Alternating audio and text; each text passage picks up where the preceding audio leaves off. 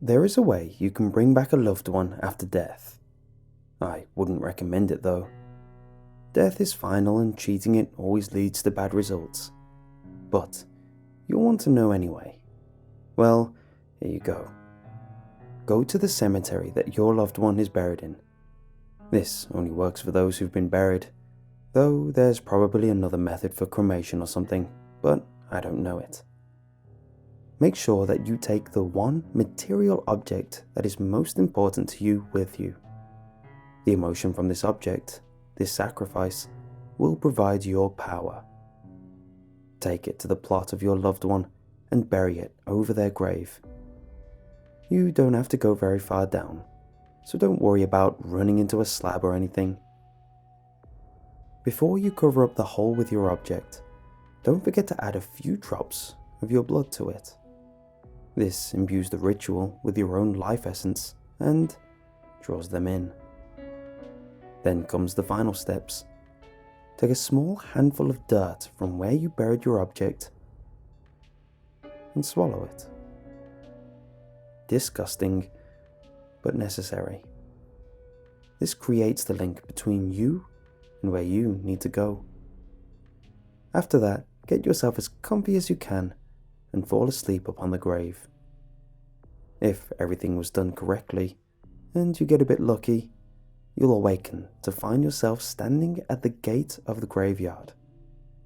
It will be dim, foggy, and you'll notice a lack of colour in this drab place. You'll also see that there seem to be people wandering around the gravestones. Exactly how many and what they'll look like will depend on the cemetery you went to. But I've never heard of a location not having at least a few dozen of them wandering around.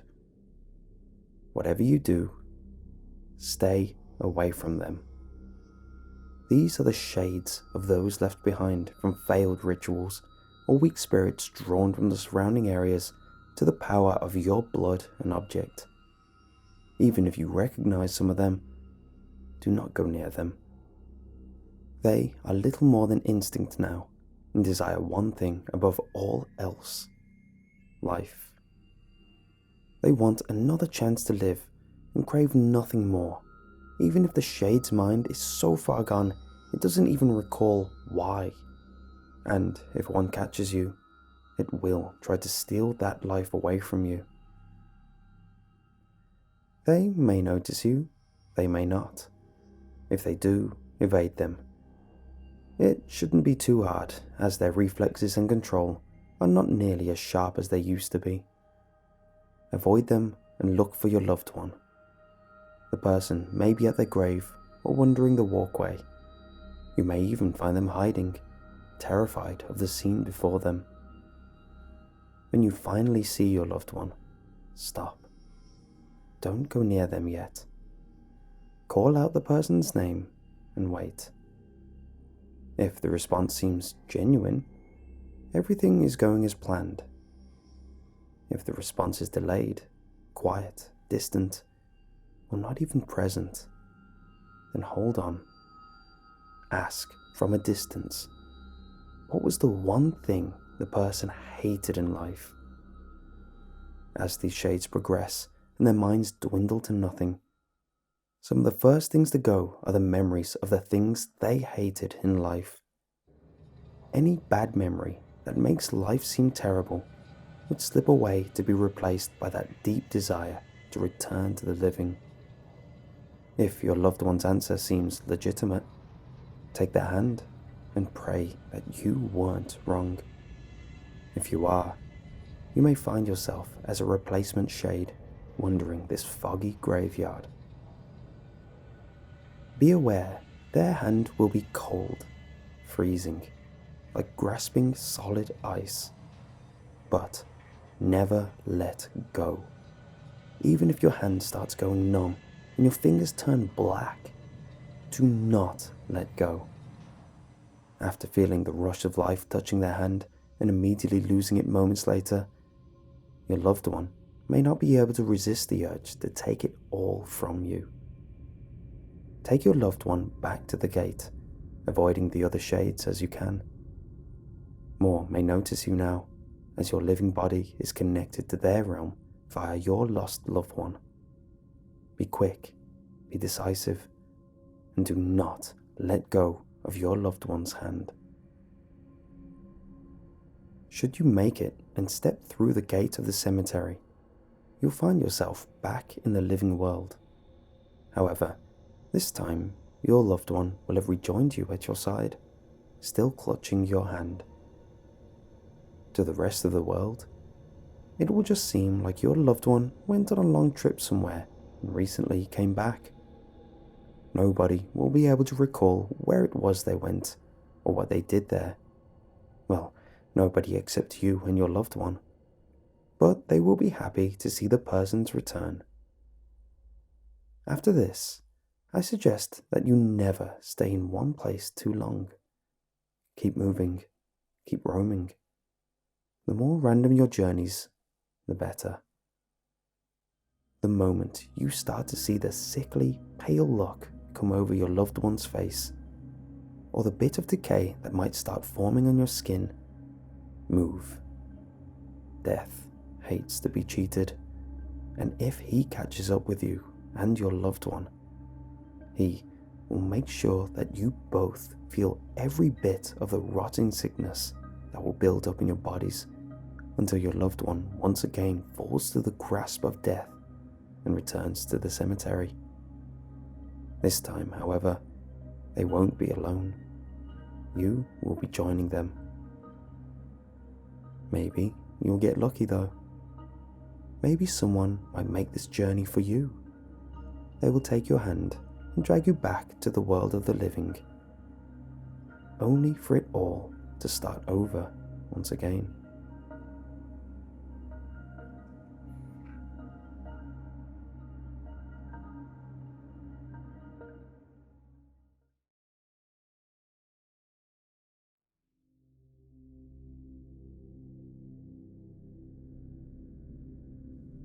Have you ever visited Edinburgh? Beautiful city, no matter what time of year you go. The castle that sits at the centre of the city is awe-inspiring, looking down on the surrounding area from the mount. The peaks and valleys of the land have resulted in a city that flows with the landscape. Streets that surround can be steep, with the numerous sprawling alleyways even steeper. It is here that we find the Flesh Market Close. It could be mistaken for any other darkened causeway in the city. It sits among the shops and tourist traps, relatively non-threatening, and can be used as a shortcut to get down to the station if you're in a hurry. The name has been justified through some who point out that flesh markets were a local term for butchers, and through others who suggest it a hangout of women of the first vocation. These are incorrect. There is a market on the close, but flesh is not the product. It is the currency. Market hours are dusk until dawn, and the entrance fee is one mouthful of your own blood. Prepare a glass and regress down the alleyway. As you get halfway down, swig from the glass and spit it against the wall. The blood will bubble and spread across the wall, coagulating into a hardened scab. This will then start to flake and scatter. A rather anticlimactic door will be revealed beneath. Stepping through is disorienting, as logic will tell you are stepping into a building. The space you are stepping into has no walls, with darkness shrouding the edges. It is at the penumbra that a number of stalls are set up, run by individuals who look like market traders from across the globe, from Arabian merchants to Cockney grocers to New York street conmen. All of their clothes are splattered with blood and offal. These figures will entice you to come speak with them and will gesture to numerous signs around their stalls regarding the sales they are currently having. Upon approaching one of the stalls, they will start to pressure you to make a deal with them. You are certainly welcome to do so, and the products that are available are certainly worth consideration. Starting at the cheap end of the spectrum, you may wish to offer one breath. A lungful will net you knowledge of the weather for the next day. In itself, a rather pointless purchase in the age of smartphones and the Met Office, but centuries ago invaluable. Taking this offer will result in the seller reaching out with his hand flattened, then quickly grasping it into a fist. The air will literally be stolen from your lungs and cause a few moments of gasping as you catch your breath. Are you attached to your fingers? How attached? I mean, do you reckon you could do without your little finger? This sale will provide you instant forgiveness from any one person you desire for any wrongs you may have encroached against them. Agreeing to do this one will cause the trader to grin and shout, "One Ubitsubi special, coming right up." They will lunge forward and grab your wrist, pinning it to the table. Don't resist, because no one likes a tough sell. A flash of steel and you'll be minus 1 digit. Remember, you can only pay twice. Now, make no mistake, it will hurt. There will probably be a lot of blood, and if you don't take care of the wound, you may even get infected. As the price goes up, you may want to consider taking precautions regarding what you trade. Tourniquets and sutures would certainly not go amiss. Now, some of the traders will seem familiar and may hark back to stories and legends that have existed for millennia. This is the influence the market has on our culture, leaching in over the centuries. A pound of flesh will make it impossible for the next person you make a trade with to renege on the deal, especially useful if you don't trust the company you keep. It has no use within the market, as all of the traders here are trustworthy and will honor a purchase to the letter and the spirit. Best leave this transaction until last. How about one of your eyes? Depth perception is overrated anyway. Offering up one of them will allow you to converse with our avian friends. You will be able to call down the birds from the trees, and they will be able to answer any questions you may have. It is advisable you avoid ravens. They have their own agenda, and it is not in your best interests. The salesman will grab you around the throat and slowly prise his fingers into the socket. A snap of the wrist and your visual organ will rest in their palm. Another snap, and it will disappear. It is at this point where you may want to consider stronger measures to ensure your survival of payment. In this strange little world of ours, the market is hardly the strangest. Artifacts and incantations exist that can allow the body to continue to function long past the point at which mortal coils would be shuffled from. One or two can be picked up here, but few are willing to live without their sexual organs. It seems eternity is a little bit colder without the ability to get your rocks off. I'm not going to go into the detail of how they are taken. Suffice to say that it is unpleasant and messy. At this point, the prices become a little more vital. What would you take for your stomach? In this deal, it would merit you the ability to understand the desires of anyone you talk to.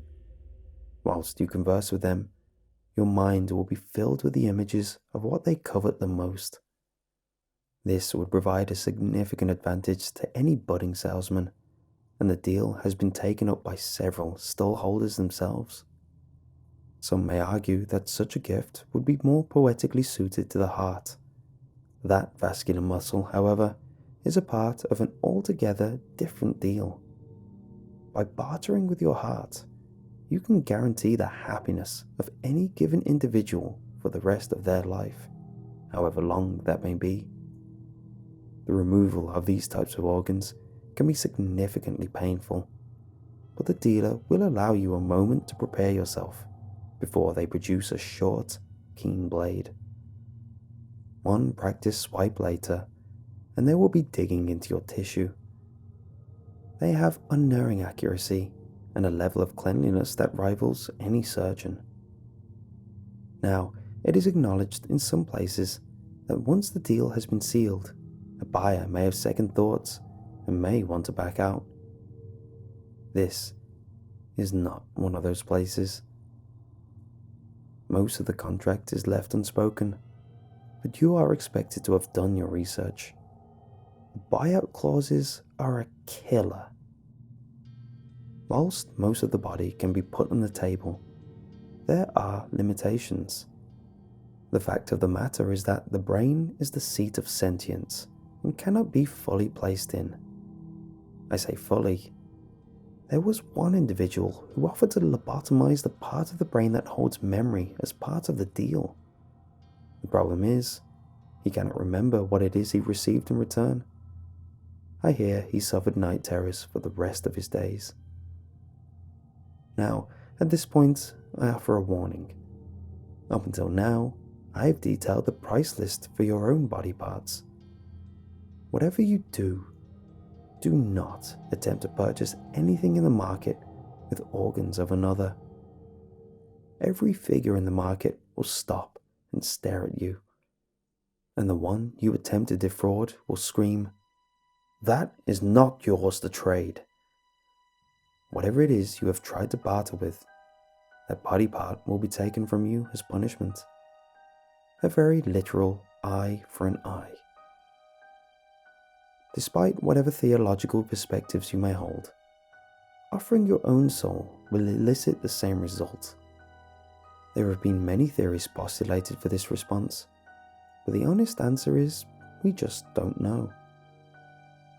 The market has been trading in blood and bone for as long as civilization has existed, though the entrance has moved from city to city. Many have visited and shook hands with the butchers, though not quite as many get those hands back. A smart man would wonder how it is these individuals are capable of honoring the deals they broker.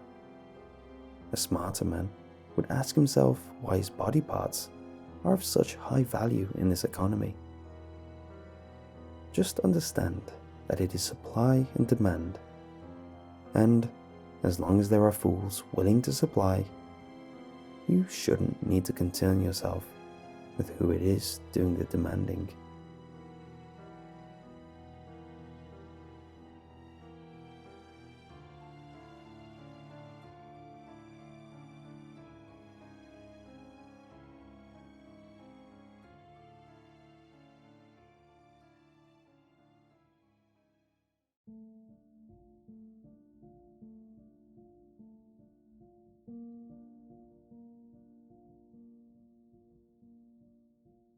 If you want to lose your grasp on reality and destroy your complete sanity, just listen to the clock.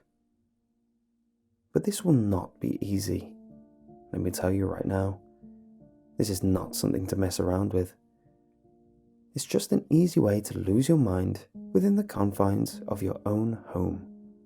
But there are a couple of guidelines to follow. First, pick a room with no windows. It can be any room for anything, but it just can't have windows. Second, you can start at any time in the day, even if you wish to start at night, for the process will take exactly 24 hours to complete. Third, cancel all appointments you have for that day. Turn off your phone if you have to, for there can't be any distractions for you to focus on. Fourth, make sure it is a calm and quiet day outside, and not windy or storming outside. Lastly, to start the process, you must go into the room you picked, put a clock inside. The clock must make the distinct tick-tock sound when every second passes. Turn off the lights and light a candle.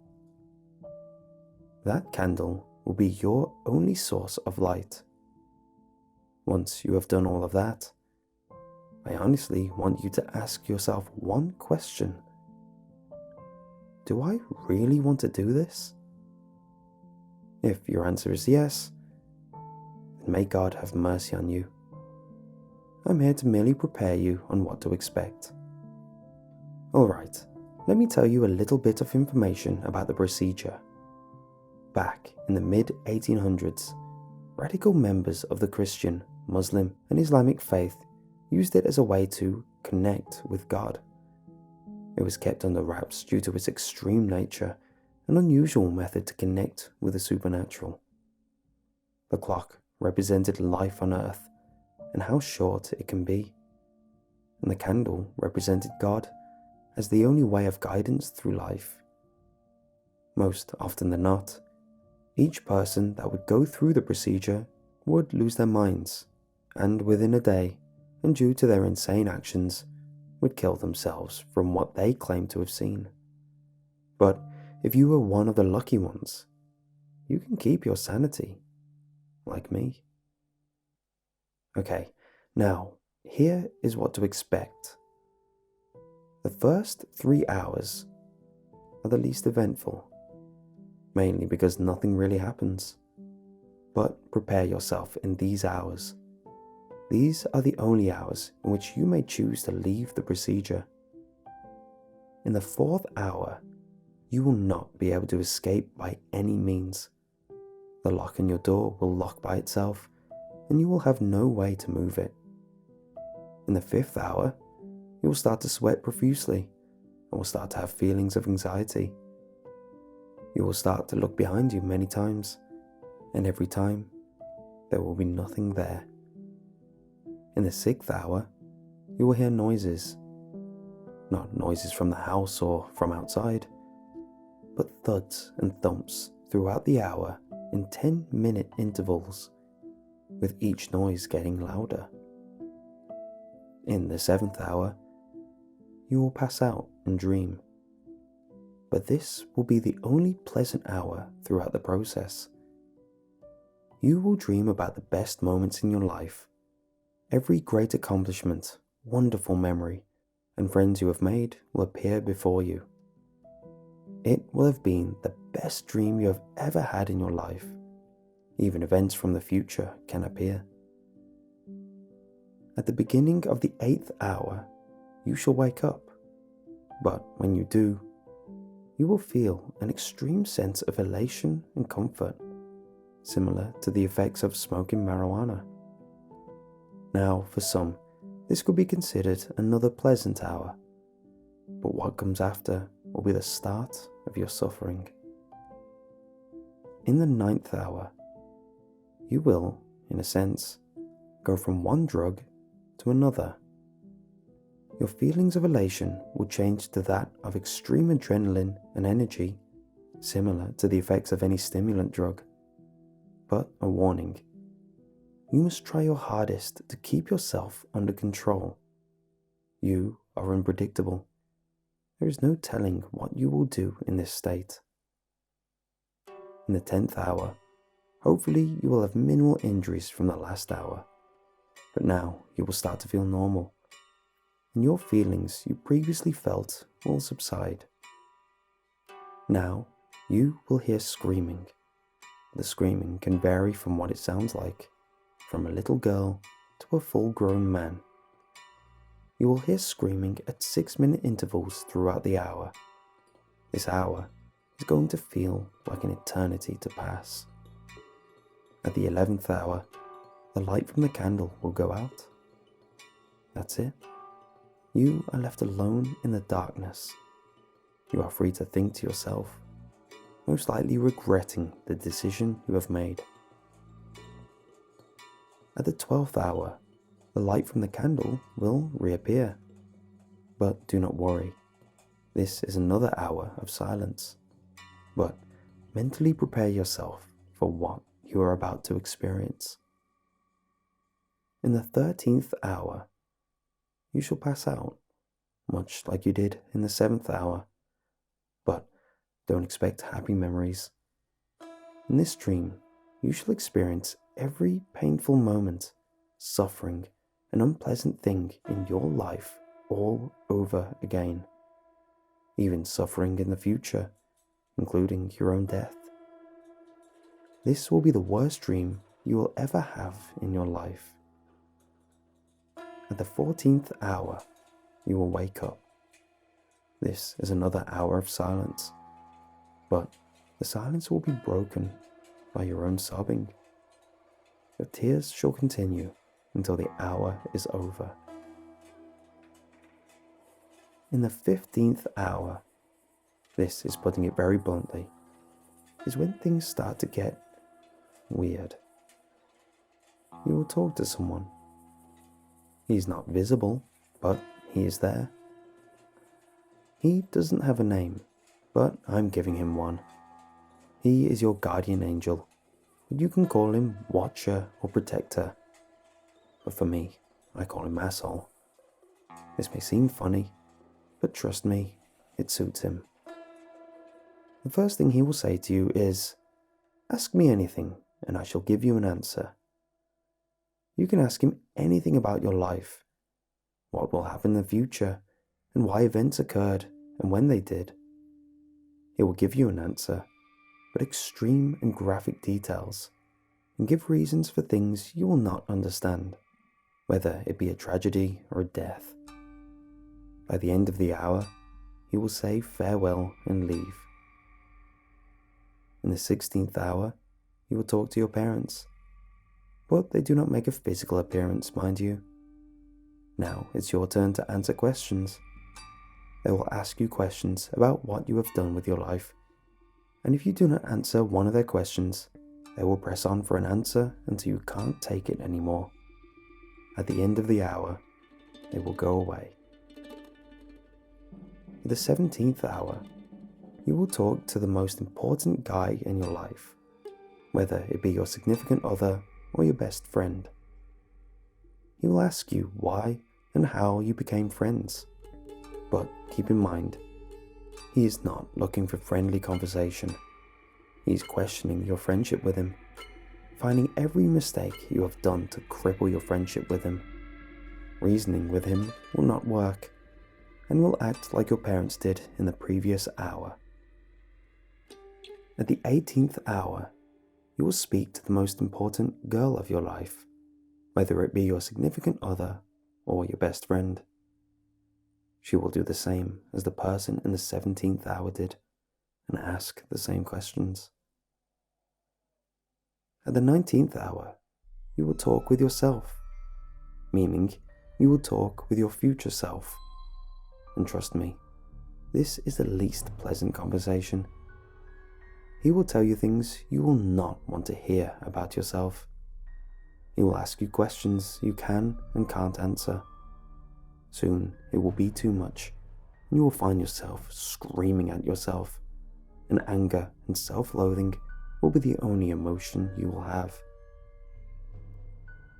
In the 20th hour, following the events of the 19th hour, you will find any possibility to hurt yourself. Self-inflicting pain will be constant in this hour. Some have even committed suicide at this point. In the 21st hour, if you have managed to survive the previous hour, here is what will await you. Music. Yes, music. It will be soft, orchestral music, with a choir singing a Gregorian chant, similar to church music, but more beautiful. By the end of this hour, your wounds will heal.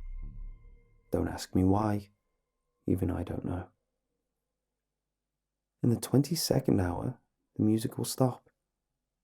This is another hour of silence, but you have time to think to yourself. The light on the candle will change colours, all colours of the spectrum. This is quite a sight to behold. It's almost soothing.